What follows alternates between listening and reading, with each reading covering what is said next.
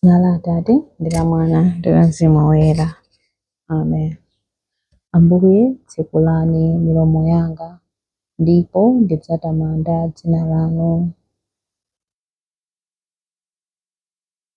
Ulemu ukhale kwa Atate ndi kwa Mwana ndi kwa Mzimu Woyera, monga panali poyamba, tsopano ndi masiku onse, ndi pa nthawi zosatha.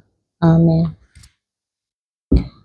Ambuye amene chikondi chawo mu utumiki wodzichepesa adasenza zolemetsa zosowa za munthu, amene pa mtanda adasiyidwa adatisonyeza zochita zachifundo changwiro. Ife monga atumiki anu tikubweretsa chipembedzo osati cha mawu okha, koma mtima, kupereka kucholinga chanu mphatso iliyonse imene inu mumapatsa.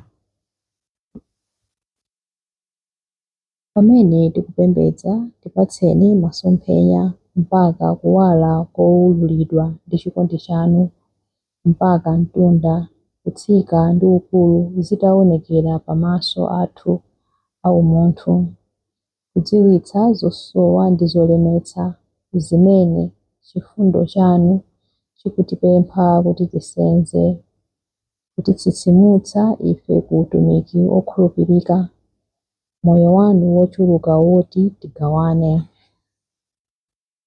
Kuyitanidwa kuchokera kopembedza mu utumiki, patsogolo ndi dzina lanu ife tipita, kwa mwana wachinyamata achikulire, chikondi muzochitika za moyo tisonyeze, chiyembekezo, moyo wathanzi, mafuno abwino, ulangizi, thandizo ndi mtendere ife tipereka, kuti ana anu Ambuye mwaufulu chifundo chanu achite kudziwa ndi kukhala moyo. Ulemu ukhale kwa Atate ndi kwa Mwana ndi kwa Mzimu Woyera, monga panali poyamba, tsopano ndi masiku onse, ndi pa nthawi zosatha. Amen. Filimbi 1. Ndidachimwira inu Mulungu, mundichitire chifundo. Mundichitire chifundo inu Mulungu malinga ndi chikondi chanu chosasinthika. Mufafanize machimo anga malinga ndi chifundo chanu chachikulu. Mundisambitse kwathunthu pochotsa kulakwa kwanga. Mundiyeretse mtima pochotsa machimo anga. Zolakwa zanga ndikuzidziwa, kuchimwa kwanga ndikukuzindikira nthawi zonse. Ndachimwira inu nokha, ndachita choyipa pamaso panu. Motero mwakhonza ponditchula wolakwa, simudalakwe pogamula mlandu wanga. Zoonadi ndidabadwa mu tchimo, ndinali mu tchimo kuyambira pamene amayi wanga adatenga pathupi pa ine. Ndithudi inu mumakonda mtima woona, choncho mundiphunzitse nzeru zanu, mundiyeretse ndi hisope ndipo ndidzakhala woyera. Mundisambitse ndipo ndidzayera kupambana chisanu cha mbee. Mundilole ndimve chimwemwe ndi chikondwerero ngakhale mwandiphwanyaphwanya mafupa. Mundilole ndidzasangalalenso. Mufulatire machimo anga, mufafanize zoyipa zanga zonse. Mundilengere mtima woyera inu Mulungu, muyike mwa ine mtima watsopano ndi wokhazikika. Musandipirikitse pamaso panu, musachotse mzimu wanu woyera mwa ine. Mundibwenzere chimwemwe cha chipulumutso chanu. Mulimbitse mwa ine mtima womvera, pamenepo ochimwa ndidzawaphunzitsa njira zanu, ndipo iwo adzabwerera kwa inu. Mundikhululukire mlandu wanga wokhetsa magazi, inu Mulungu, Mulungu mpulumutsi wanga, ndipo ndidzakweza mawu poyimba za chipulumutso chanu. Ambuye tsekulani milomo yanga, ndipo pakamwa panga padzalankhula zotamanda inu. Nsembe wamba imene inu imakusangalatsani. Ndikadapereka nsembe yopsereza sibwenzi inu mutakondwera nayo. Nsembe imene inu Mulungu mumayilandira ndi mtima wotswanyika, mtima wachisoni ndi wolapa. Inu Mulungu simudzaunyoza. Muwachitire zabwino anthu a ku Ziyoni, chifukwa cha kukoma mtima kwanu, mumangenso kachiwiri makoma a Yerusalemu. Pamenepo mudzakondwera ndi nsembe zoyenera, nsembe zowotcha ndi zopsereza kwathunthu. Choncho adzapereka ng'ombe zamphongo pa guwa lanu la nsembe. Ulemu ukhale kwa Atate ndi kwa Mwana ndi kwa Mzimu Woyera, monga panali poyamba, tsopano ndi masiku onse, ndi pa nthawi zosatha. Amen.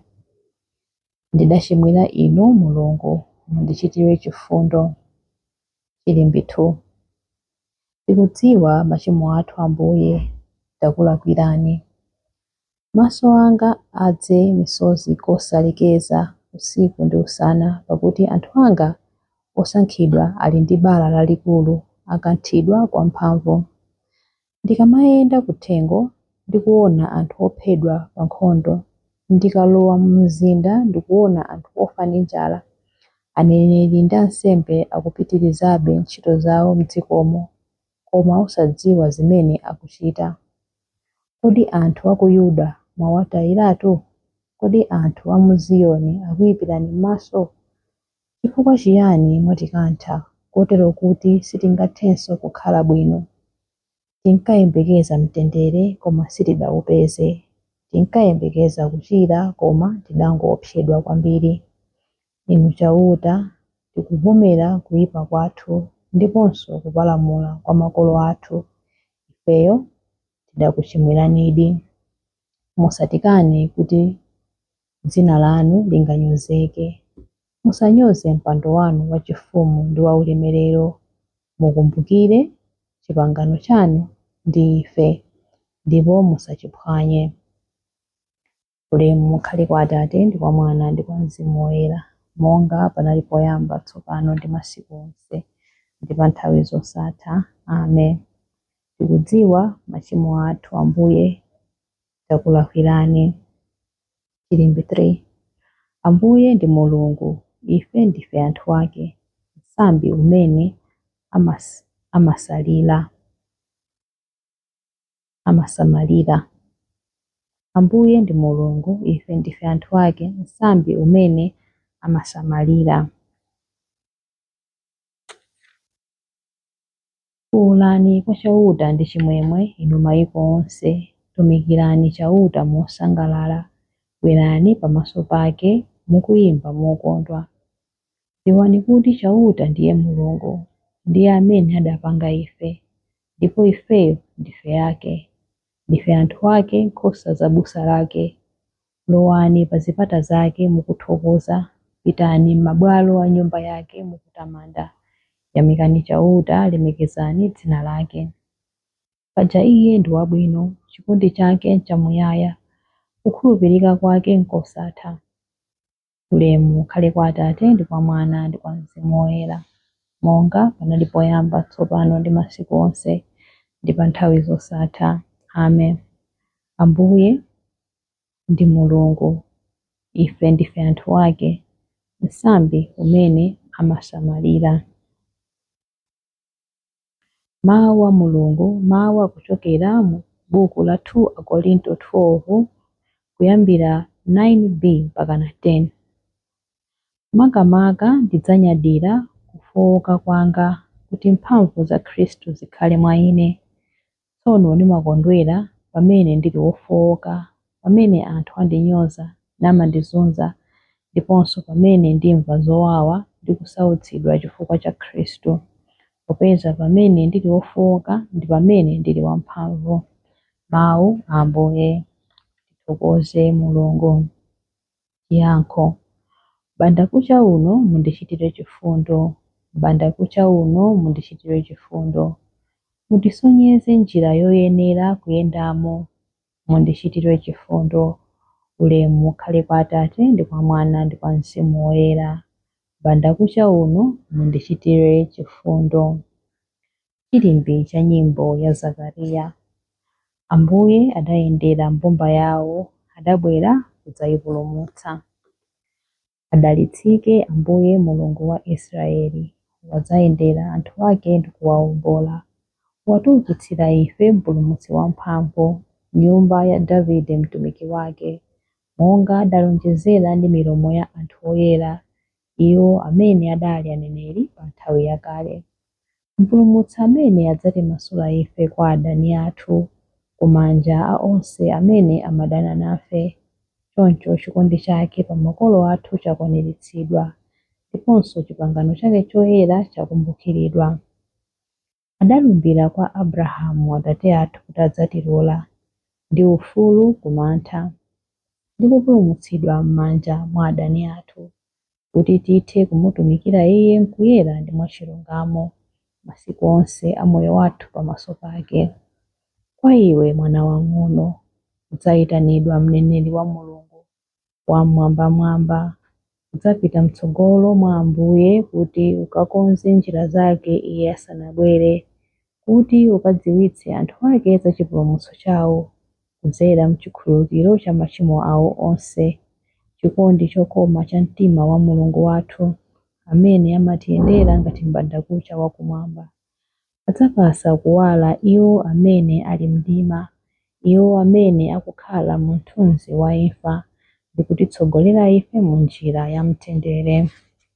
Ulemu ukhale kwa Atate ndi kwa Mwana ndi kwa Mzimu Woyera, monga panali poyamba, tsopano ndi masiku onse, ndi pa nthawi zosatha. Amen. Ambuye adayendera mbumba yawo, adabwera kudzayipulumutsa. Mapemphero. Titakweza maso athu kwa Khristu amene anabadwa namwalira ndi kuukanso chifukwa cha anthu ake, tiyeni tifuwule kuti: Pulumutsani amene mudawawombola ndi magazi anu, Ambuye. Ndi wodala Ambuye Yesu, momboli wa anthu. Inu simunaope kukumana ndi masautso anu, ngakhale imfa. Munatiwombola ndi magazi anu amtengo wapatali. Pulumutsani amene mudawawombola ndi magazi anu, Ambuye. Munalonjeza kuti mudzapereka madzi amoyo, kasupe wa moyo wosatha. Tsirani mzimu wanu pa anthu onse. Pulumutsani amene mudawawombola ndi magazi anu, Ambuye. Mudatumiza amithenga anu kuti akalalike uthenga wabwino kwa anthu a mitundu yonse. Athandizeni kufalitsa chipambano cha mtanda wanu. Pulumutsani amene mudawawombola ndi magazi anu, Ambuye. Mwawapatsa anthu odwala ndi ozunzika gawo la mtanda wanu. Apatseni mtima wofatsa pamodzi ndi mphamvu. Pulumutsani amene mudawawombola ndi magazi anu, Ambuye. Pulumutsani amene mudawawombola ndi magazi anu, Ambuye, pamene tikupemphera kuti: Atate athu muli kumwamba, dzina lanu liyeretsedwe, ufumu wanu udze, kufuna kwanu kuchitidwe, monga kumwamba choncho pansi pano. Mutipatse ife lero chakudya chathu cha lero. Mutikhululukire ife zochimwa zathu, monga ifenso takhululukira adani athu. Musatisiye ife mchinyengo, koma mutipulumutse ife kwa zoyipa. Amen. Pemphero. Atate amphamvu zonse, kuwala kwanu kuwunikire m'mitima mwathu, kuti choncho tithe kuyenda mkuwala kwa lamulo lanu limodzi nanu, monga mtsogoleri wathu. Tikupempha izi kudzera mwa Ambuye athu Yesu Khristu, mwana wanu, amene ali ndi moyo ndi ufumu limodzi nanu ndi Mzimu Woyera, Mulungu tsopano ndi pa nthawi zosatha. Amen. Ulemu ukhale kwa Atate ndi kwa Mwana ndi kwa Mzimu Woyera, monga panali poyamba, tsopano ndi masiku onse, ndi pa nthawi zosatha. Amen. Ambuye atidalitse, atiteteze ife ku zoyipa zonse ndi kutifikitsa ku moyo wosatha. Amen. Dzina la Atate ndi la Mwana ndi la Mzimu